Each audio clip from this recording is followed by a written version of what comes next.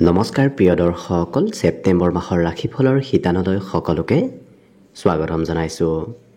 এইবাৰ 2025 বৰ্ষৰ ছেপ্টেম্বৰ মাহটো আপোনালোকৰ বাবে কেনেদৰে পাৰ হ'ব, কি শুভ পৰিৱৰ্তন এই মাহটোত আপোনাৰ ৰাশিৰ ওপৰত পৰিব আৰু দুৰ্গা পূজাৰ আগে আগে আপোনাৰ বাবে কেনেধৰণৰ শুভ খবৰ আহিবলগীয়া আছে সেই বিষয়ে জানিবলৈ আজিৰ ভিডিঅ'টো শেষলৈকে চাই থাকিব। আজি আমি বৃষ ৰাশিৰ ব্যক্তিসকলৰ ছেপ্টেম্বৰ মাহৰ সম্পূৰ্ণ ৰাশিফলৰ বিষয়ে জনাম। গতিকে যদি আপোনাৰ বৃষ ৰাশি তেতিয়াহ'লে ভিডিঅ'টো শেষলৈকে চাই থাকিব। অৱশ্যে ভিডিঅ'টো আৰম্ভ কৰাৰ পূৰ্বে আপোনালোকৰ বাবে এটা বিশেষ অনুৰোধ যে ভিডিঅ'টোত এটা লাইক কৰিব আৰু যদি আজি প্ৰথমবাৰৰ বাবে এই চেনেলটোলৈ আহিছে তেতিয়াহ'লে চেনেলটো ছাবস্ক্ৰাইব কৰি কমেণ্ট বক্সত জয় মা দুৰ্গা লিখিবলৈ একেবাৰে নাপাহৰিব। গতিকে আহক আজি ভিডিঅ'টো আৰম্ভ কৰোঁ। বৃষ ৰাশিৰ ব্যক্তিসকলৰ বাবে ছেপ্টেম্বৰ মাহটো সন্তুলিতভাৱে পাৰ হ'ব, কাৰণ এই মাহটোত আপোনাৰ মনৰ চিন্তাবোৰ নোহোৱা হ'ব।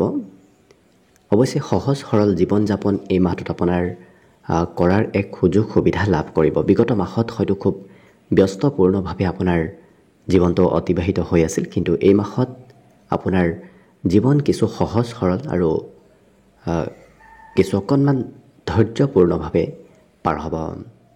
অৱশ্যে অতি সহজতে আপুনি নিজৰ লক্ষ্যত উপনীত হোৱাৰ এক সুযোগো এই মাহত লাভ কৰিব। গতিকে বৰ বিশেষ কষ্ট কৰাৰো সিমান প্ৰয়োজন নাই, কিন্তু একমাত্ৰ আপুনি মনত ৰাখিব যাতে বাহিৰা চিন্তাবোৰ মনত যাতে আহিব নিদিয়ে। বাহিৰা চিন্তাই অকণমান মনৰ সন্তুলন খেলি মেলি কৰাব পাৰে, গতিকে অকণমান গুৰুত্ব ৰাখিব। প্ৰেমৰ ক্ষেত্ৰৰ ফালৰ পৰাও এই মাহটো খুব ধুনীয়াকৈ পাৰ হ'ব। আপুনি নিজৰ মনৰ আশা, মনৰ ভাৱনাবোৰ প্ৰিয়জনৰ আগত প্ৰকাশ কৰাৰ এক সুযোগ সুবিধা এই মাহত লাভ কৰিব। লগতে এই মাহটোত আপুনি এটা কথা মনত ৰাখিব যাতে আনক যিকোনো কথাত প্ৰতিশ্ৰুতি নিদিয়ে, কাৰণ প্ৰতিশ্ৰুতি দিলে হয়তো সেই প্ৰতিশ্ৰুতি সময়ত আপুনি ৰাখিব নোৱাৰিব। গতিকে প্ৰতিশ্ৰুতি দি যাতে আনৰ লগত বেয়া নহয় সেইটো কথা গুৰুত্ব ৰাখিলে অন্য ক্ষেত্ৰত আপোনাৰ এই সম্পূৰ্ণ ছেপ্টেম্বৰ মাহটো খুব ধুনীয়াকৈ পাৰ হ'ব। প্ৰাকৃতিক ঠাইলৈ যাবলৈ মন যাব, বিশেষকৈ প্ৰকৃতিৰ সৈতে তেওঁলোকক খুব জড়িত থকা এই মাহত দেখা যাব। অবিবাহিত ব্যক্তিসকলৰ পুৰণা প্ৰেম ঘূৰি অহাৰ সম্ভাৱনা পৰিলক্ষিত হৈছে। বিশেষকৈ পুৰণা ব্যক্তিৰ সৈতে এই মাহত আপোনাৰ যোগাযোগবোৰ অকণমান বেছি থাকিব। এই মাহত যিকোনো কাম আপুনি যদি শান্তিপূৰ্ণভাৱে কৰে তেতিয়াহ'লে দেখিব আপোনাৰ সকলো কামত সফলতা আপুনি নিশ্চয় লাভ কৰিব।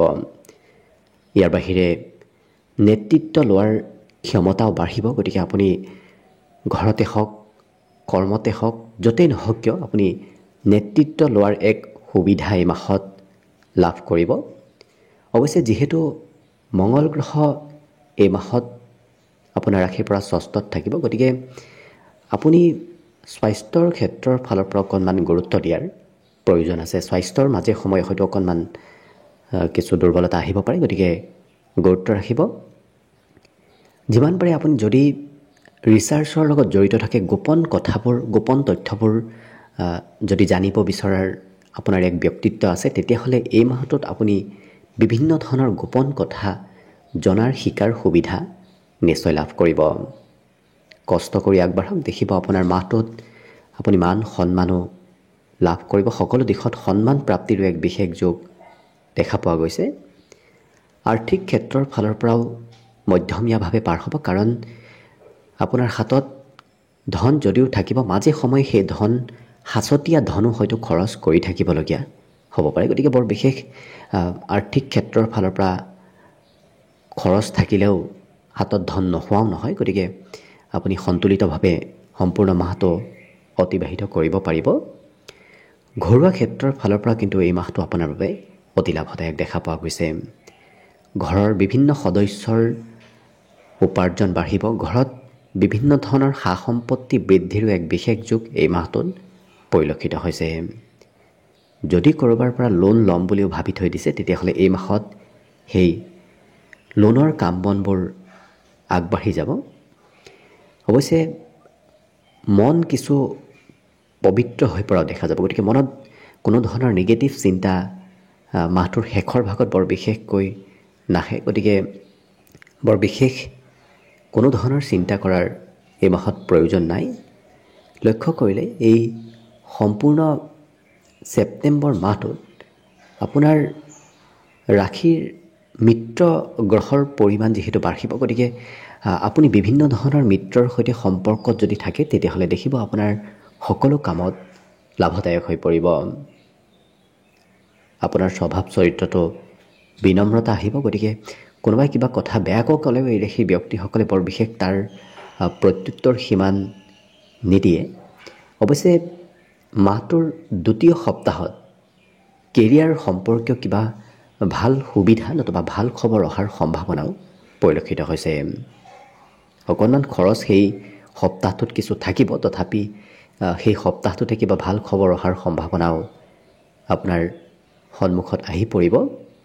সম্বন্ধীয় ব্যক্তিৰ হয়তো অকণমান মাজে সময়ে স্বাস্থ্যত দুৰ্বলতা আহিব পাৰে। সম্বন্ধীয় কোনোবা ব্যক্তিৰ অকণমান বেমাৰ আজাৰে দেখা দিয়াও পৰিলক্ষিত হ'ব। খোৱা লোৱাটো অকণমান যত্ন ৰাখিব, কাৰণ বেছি খোৱা লোৱা কৰিলে আপোনাৰো অকণমান স্বাস্থ্যত প্ৰভাৱ এই মাহটোত পৰা দেখা যাব। গতিকে নিজৰ খোৱা লোৱাত নিয়ন্ত্ৰণ কৰি ৰাখিব পাৰিলে অন্য ক্ষেত্ৰত কিন্তু আপোনাৰ বাবে মাহটো সুন্দৰভাৱে পাৰ হ'ব। ব্যৱসায় বাণিজ্যটো এই মাহত আপুনি কিবা ডাঙৰ সিদ্ধান্ত আপুনি নিৰ্ণয় ল'ব লাগিব। গতিকে সেই ব্যৱসায়িক সিদ্ধান্তই আপোনাক কিছু লাভান্বিত কৰি তুলিব। পৈতৃক সম্পত্তি প্ৰাপ্তিৰ এক বিশেষ যোগ পৰিলক্ষিত হৈছে। গতিকে এই মাহত পিতৃপক্ষৰ ফালৰ পৰা আপোনাৰ সম্পত্তি বৃদ্ধিৰো এক বিশেষ যোগ দেখা পোৱা গৈছে।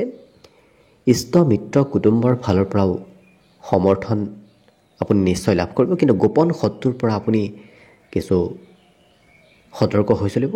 গোপন শত্ৰু, বিশেষকৈ যিগৰাকী ব্যক্তিৰ আপুনি শত্ৰু বুলি অনুভৱ কৰে সেইগৰাকী ব্যক্তিক যাতে আপুনি নিজৰ সকলো কথাবোৰ খুলি নকয়, কাৰণ সেই কথাই আপোনাক শত্ৰুতাৰ কিছু সূত্ৰপাত কৰাব পাৰে। গতিকে গুৰুত্ব ৰাখিব, ডাঙৰৰ আশীৰ্বাদ লাভ কৰিব। বিশেষকৈ জ্যেষ্ঠ ব্যক্তিয়ে এই সম্পূৰ্ণ মাহটোত আপোনাক ছাপোৰ্ট কৰিব, আপোনাক সমৰ্থন কৰা দেখা যাব।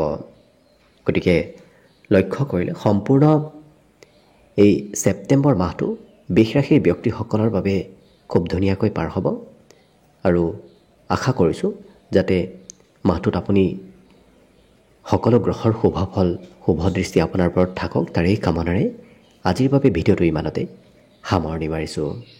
ধন্যবাদ।